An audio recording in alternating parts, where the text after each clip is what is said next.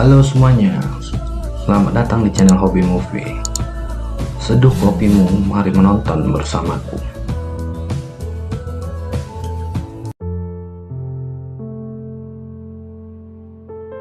Terjadi keributan di kota Paris karena kerusuhan selama pemilihan presiden. Keempat anak muda memanfaatkan situasi ini dengan merampok sejumlah uang yang cukup banyak dan mengungsi dari Paris ke pelosok Perancis. Salah satu dari mereka terkena tembakan oleh polisi setempat. Mereka pun membawanya ke rumah sakit dan yang lainnya membawa pergi uang tersebut. Mereka adalah Alex, Tom, Farid, dan mantan kekasih Alex yang sedang hamil muda bernama Yasmin. Di tengah perjalanan, Tom dan Farid berhenti di sebuah penginapan tua dekat perbatasan untuk beristirahat sambil menunggu Alex dan Yasmin yang sempat berpisah. Tanpa mereka sadari, penginapan tersebut dijalankan oleh satu keluarga neo-Nazi kanibal. Keluarga ini dikepalai oleh von Gessler, seorang kakek tua yang delusional dan kejam. Mantan tentara Nazi Perang Dunia Kedua yang selama ini bersembunyi di sana. Sejak para anak muda ini tiba di penginapan, ketegangan mulai meningkat. Ketika satu persatu dari anak muda ini menjadi korban kekejaman keluarga neo-Nazi sakit jiwa, Yasmin yang sedang hamil justru mendapatkan dirinya terjebak dalam situasi yang jauh lebih buruk dari kematian. Ia tidak memiliki pilihan selain berjuang untuk menyelamatkan dirinya sekaligus janin yang dikandungnya. Lanjut guys. Film dimulai dengan diperlihatkannya beberapa orang anak muda yang dikejar polisi. Terjadi tembak-menembak antar mereka. Kerusuhan di kota ini mereka manfaatkan dengan mencuri satu tas uang tunai yang membuat polisi memburu mereka. Pelarian mereka sempat dihadang oleh salah satu anggota polisi, namun dengan nekat, Alex memukul polisi tersebut. Sementara Yasmin dan Sami yang sekarat sudah bersembunyi di sebuah gudang sambil menunggu yang lainnya. Yasmin yang terlihat panik pun segera menghubungi mereka, mengabari keadaan tersebut. Sempat terjadi adu mulut antara Tom dan Yasmin, di mana Tom meminta Yasmin untuk menunggu dan jangan melakukan hal bodoh yang membuat mereka bisa tertangkap. Singkat cerita, ketiganya pun sampai. Mereka pun merencanakan untuk membawa Sami ke rumah sakit, ditemani oleh Alex dan Yasmin. Sementara Tom dan Farid membawa uang itu ke perbatasan dan akan bertemu di sana. Di rumah sakit, ternyata nyawa Sami tak terselamatkan. Yasmin pun menangis melihat keadaannya. Di saat yang sama, petugas rumah sakit datang bersama polisi yang akan menanyai Yasmin. Seketika wanita ini pun melarikan diri. Di lain tempat, Tom dan Farid sampai di sebuah penginapan tua yang sunyi. Tom mengajak Farid untuk bermalam di sini sambil menunggu Yasmin dan Alex. Di dalam mereka bertemu dengan dua orang wanita. Tom coba menggodanya. Wanita ini pun menyambut Tom dan mengajaknya untuk bersenang-senang. Akhirnya mereka berempat pun naik ke atas dan enjoy bersama. Di tempat itu juga terlihat seorang lelaki berbadan besar yang tak lain adalah saudara mereka. Lalu Tom dan Farid pun dijamu oleh mereka dengan makan malam. Seorang nenek tua juga ikut berada di tempat itu. Laki-laki tersebut coba menyulangkan makanan ke mulutnya dengan dibantu oleh kedua wanita ini. Namun terlihat mereka cukup kasar memperlakukan nenek tersebut hingga membuat Tom menegur mereka dan mengatakan bahwa mereka benar-benar pelacur. Keduanya pun kembali ke kamar. Tak lama, pintu kamar mereka diketuk oleh seseorang yang tak lain adalah wanita tadi dengan membawa salah satu pria. Pria ini coba menginterogasi mereka, lalu menegur keduanya karena telah mengatakan adiknya adalah pelacur. Dia coba menekan keduanya karena telah meniduri adiknya. Tom coba membela diri bahwa adiknya yang memulai memancing nafsu mereka. Lalu dia menanyakan soal uang yang dibawanya. Tom dan Farid terlihat gugup dan mengatakan bahwa mereka tidak membawa uang melainkan hanya pakaian. Tapi pria ini tak percaya hingga keduanya diancam dengan pistol untuk menyerahkan uang tersebut.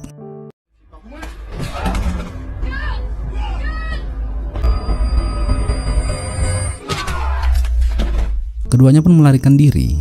Mereka dikejar oleh pria berbadan tegap itu. Mobil keduanya diserempet sampai masuk ke dalam jurang. Pria ini pun meninggalkan mereka begitu saja. Tom dan Farid yang terkapar di dalam mobil coba bertahan. Dengan keadaan yang luka parah, keduanya coba menelusuri gua untuk mencari jalan keluar. Sementara Yasmin dan Alex sudah sampai di penginapan tersebut dan menanyakan keberadaan teman mereka. Wanita ini mengatakan bahwa mereka tidak menginap di tempat itu, melainkan di suatu tempat. Dia pun bersedia mengantar keduanya. Yasmin dan Alex yang tidak merasa ada kejanggalan pun percaya kepada wanita ini. Tom dan Farid melihat sebuah lubang yang sempit dan mereka pun coba memasukinya. Dengan penerangan yang ala kadarnya, Tom pun berusaha untuk maju terus, walaupun mereka susah untuk bernafas. Farid yang membawa handycam coba merekam dan melihat ke belakang. Terkejutnya dia melihat sesosok makhluk yang coba mengikuti mereka, yang tak lain adalah makhluk kanibal yang dipelihara oleh keluarga dari penginapan tersebut.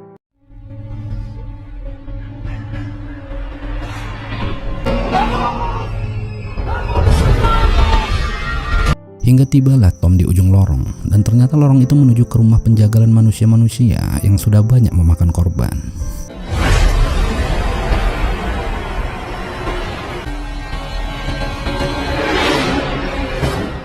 Yasmin dan Alex diarahkan ke rumah tersebut oleh wanita ini. Bangunan tua dari zaman Nazi terlihat jelas di tempat itu. Lalu Alex coba meminta izin ke toilet, dan wanita ini pun mengantarkannya. Sementara Yasmin sudah mulai curiga melihat di sekelilingnya banyak buku tentang pembedahan dan foto komandan Nazi terpajang di tembok. Tak lama masuklah seorang kakek tua yang dianggap sosok ayah dari mereka. Parasnya terlihat tenang namun seperti menyimpan misi tersembunyi. Sementara Alex yang masih berada dalam toilet melihat keanehan di dalam ruangan itu.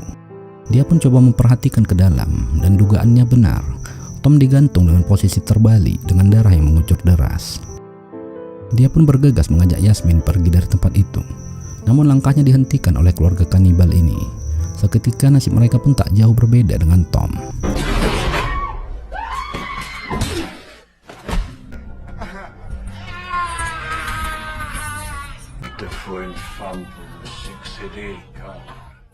Kakek tua ini memberi arahan kepada pria tersebut agar membiarkan Yasmin hidup karena mereka membutuhkan generasi baru untuk neo-Nazi. Dengan kata lain, misi mereka adalah membesarkan keluarga neo-Nazi sekalipun darahnya tidak murni.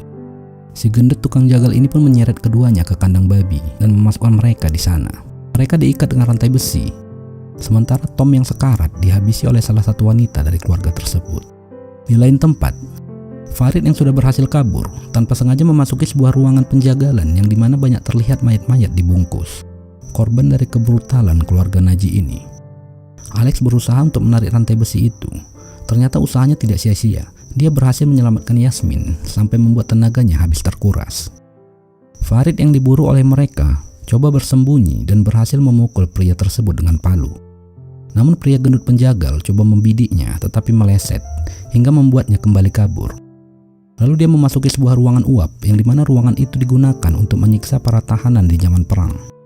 Pria penjagal ini mengetahui Farid berada di dalam dan tanpa berpikir panjang dia pun segera menghidupkan uap itu untuk melelehkannya.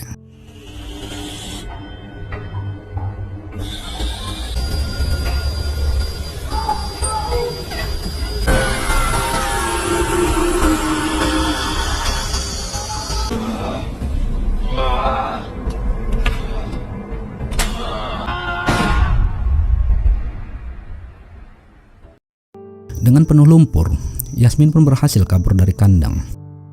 Tak lama kakek dan anak-anaknya masuk dan melihat Yasmin sudah kabur. Dia pun menyiksa Alex dengan gunting besi agar tidak melakukan hal yang sama seperti Yasmin. Yasmin melihat sebuah mobil menuju ke arahnya. Dia pun meminta tolong agar segera membawanya ke kantor polisi. Namun lelaki di dalam mobil ini tak lain adalah bagian dari keluarga mereka. Dia pun pura-pura menolongnya. Yasmin curiga karena arah mobil tidak berbalik.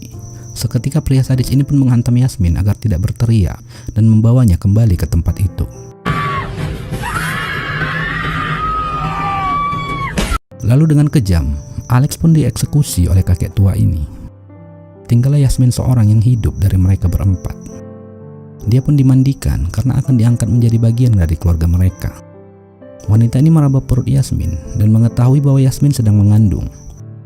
Lalu dia mengatakan padanya bahwa rambutnya harus dipotong karena ayah mereka tidak menyukai rambut berwarna hitam. Dia pun mulai bercerita ke Yasmin mengapa dia bisa berada di dalam keluarga Nazi itu. Setelah Perang Dunia Kedua berakhir, kakek tua itu mengambil dirinya dari keluarganya dan mendoktrin isi kepalanya, di mana dia diharapkan agar bisa melahirkan anak-anak untuk penerus keluarga ini.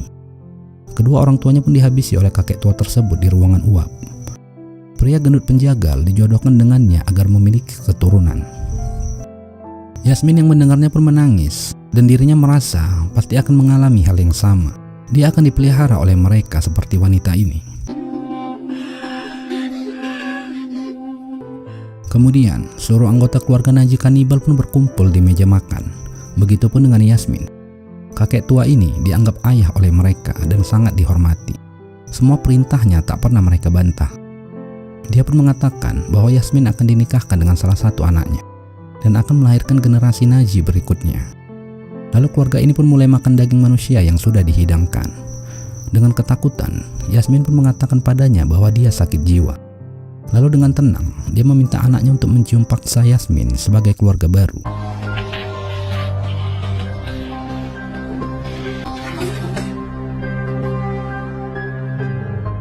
Mereka pun mulai minum darah segar dari korban-korbannya selama ini. Yasmin hanya bisa terdiam, dan dengan penuh emosi, dia pun mengambil pisau dan mengancam kakek tua tersebut. Mereka pun menodongkan senapannya ke Yasmin. Si gendut penjagal pun lalu tanpa sengaja menembak kakek tua itu, dan dia pun ditembak oleh lelaki ini. Melihat kejadian itu, sontak membuat wanita ini menangisinya karena dia adalah pacarnya si gendut yang mati tersebut. Yasmin pun tak menyia-nyiakan kesempatan itu untuk melarikan diri. Dirinya pun diburu hingga masuk ke lift menuju bunker ruang bawah tanah. Dia bersembunyi di ruangan jagal. Pria ini mencarinya dan merasakan keberadaannya. Yasmin lalu menyerangnya dari belakang. Namun karena dia kalah tenaga, dengan mudah dirinya dicekik oleh pria besar ini. Dia pun menghajarnya habis-habisan. Lalu dirinya menghidupkan mesin pemotong daging untuk segera menghabisi nyawanya. Dia tak mengetahui, perlahan Yasmin mengambil kapak dengan merangkak. Dan seketika, inilah yang terjadi.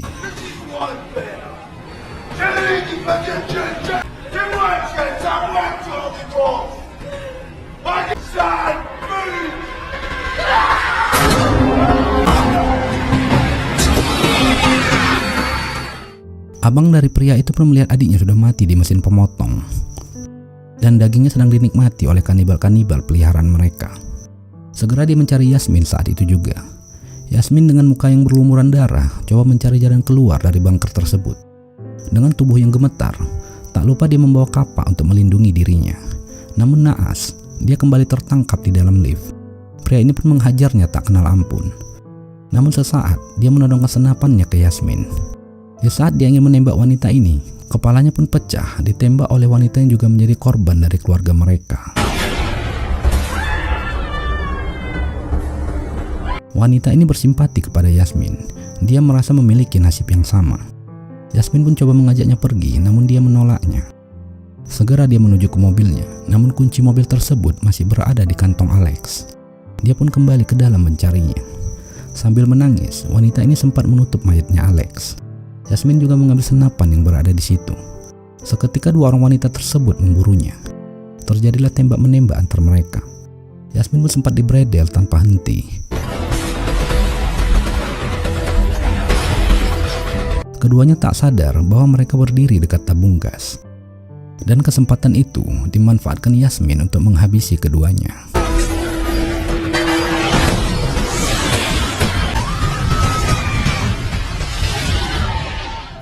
Dia pun keluar dengan tubuh yang lemas tak berdaya. Begitupun dengan wanita tersebut. Tiba-tiba, salah satu dari mereka muncul dan masih hidup. Wanita ini coba melindungi Yasmin, namun dipukul olehnya. Dengan beringas, Yasmin pun menyerangnya dan menggigit lehernya di atas genangan lumpur.